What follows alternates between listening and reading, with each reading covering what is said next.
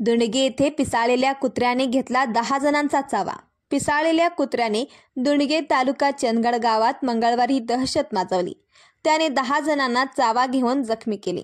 काही म्हशींवर हल्ला करत त्यांनाही जखमी केले असून प्रवासी व दुचाकी स्वारांनी सावधगिरी बाळगणे गरजेचे बनले आहे।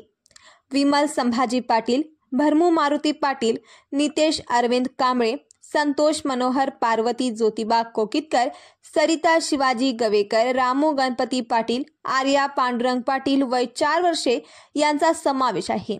त्यांना गडिंग्लज येथील उपजिल्हा रुग्णालयात उपचारासाठी दाखल करण्यात आले आहे।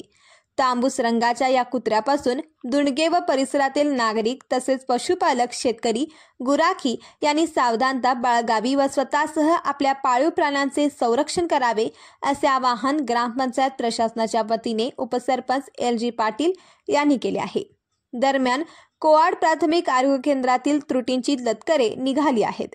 जिल्हा परिषद प्रशासनाच्या वतीने जिल्ह्यातील सर्व प्राथमिक आरोग्य केंद्रे सक्षम केल्याचा डांगोरा पिटला जात असला तरी वेळोवेळी प्राथमिक आरोग्य केंद्रातल्या कमतरता उघड्या पडत आहेत। मंगळवारी कुत्र्याच्या हल्ल्यात जखमी झालेले रुग्ण कोआड प्राथमिक आरोग्य केंद्रात गेले असता तेथे रेबीज इंजेक्शनच उपलब्ध नसल्याने उपचारातील कमतरता उघडी पडली। तालुक्याच्या पूर्व भागात गेल्या अनेक वर्षापासून सर्पदंशावरील उपचार केले जात नाहीत। सर्पदंश झालेल्या रुग्णास 40 किलोमीटरवरील गडिंग्लज किंवा 25 किलोमीटर अंतरावरील बेळगावला न्यावे लागते।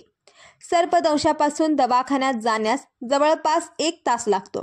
यावेळेत सर्पदंश झालेला रुग्ण जिवंत राहील याची शाश्वती नसते। यावेळी रुग्ण नातेवाईकांची मोठी ससेहोलपट होते।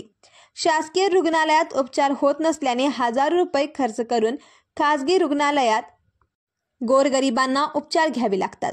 यात सुधारणा होऊन सर्पदंशावरील तसेच श्वानदंशावरील सक्षम उपचाराची सुविधा तसेच अन्य रोगांवर प्राथमिक आरोग्य केंद्रात 24 तास वैद्यकीय सेवा उपलब्ध करून द्यावी अशी मागणी होत आहे।